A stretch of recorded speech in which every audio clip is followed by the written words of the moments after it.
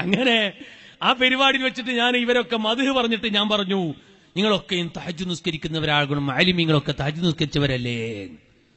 അങ്ങനെ പിറ്റന്നാൾ പരിപാടി സംഘടിപ്പിച്ച ഒരു പ്രവർത്തകൻ വിളിച്ചിട്ട് പറയുന്നു, ഉസ്താദെ ഞങ്ങൾക്ക് വല്ലാതെ ബേജാറായി പോയി. പക്ഷെ എന്ത്, നിങ്ങൾ സുബഹി നിസ്കരിക്കാൻ പറഞ്ഞത് നന്നായിരുന്നു, പിന്നല്ല തഹജ്ജുദ്. ഈ സുബഹി നിസ്കരിക്കാത്ത ഞങ്ങളോട് എന്താ തഹജ്ജുദിനെ കുറിച്ച് പറയുന്നത് അല്ലേ? നമ്മൾ സുബഹി നിസ്കരിക്കാത്തവരായിപ്പോയോ? ഞാൻ തഹജ്ജുദ് നിസ്കരിക്കണം എന്ന് പറയാൻ കാരണം നിങ്ങളൊക്കെ SSFും SYSകാരായതുകൊണ്ടാണ്. നമ്മളെ സംഘടന ആരെങ്കിലും ഒഴിവാക്കുവോ? അങ്ങനെ ഒഴിവാക്കുന്ന ഒരു പ്രവർത്തകൻ നമ്മളെ കൂട്ടത്തിലുണ്ടെങ്കിൽ സുബഹി നിസ്കാരം ഖളാക്കുന്ന ചെറുപ്പക്കാരൻ ഈ ബജിപ്പയിലുണ്ടോ? നിന്റെ മെമ്പർഷിപ്പ് തിരിച്ചു തരണം. നിനക്ക് SSFിന്റെ മെമ്പർഷിപ്പ് കീശയിൽ വെച്ച് നടക്കാൻ അധികാരമില്ല. സുബഹി നിസ്കാരം ഖളാക്കുന്ന നീ എന്തൊരു സുന്നിയടോ? നീ എന്തൊരു സുന്നിയാ? നിസ്കാരം ഖളാക്കുന്ന നിനക്കൊരു സംഘടനയോ? പ്രിയപ്പെട്ട ചെറുപ്പക്കാരെ, ആലിമീങ്ങളെ കുറ്റം പറയിപ്പിക്കാനാണോ ഇത് നിങ്ങൾ ചെയ്യുന്നത്? ഒരിക്കലും സുബഹി നിസ്കാരം ഖളാക്കുന്ന ഒരു പ്രവർത്തകൻ നമ്മുടെ സംഘടനയിൽ ഉണ്ടാകാൻ പാടില്ല.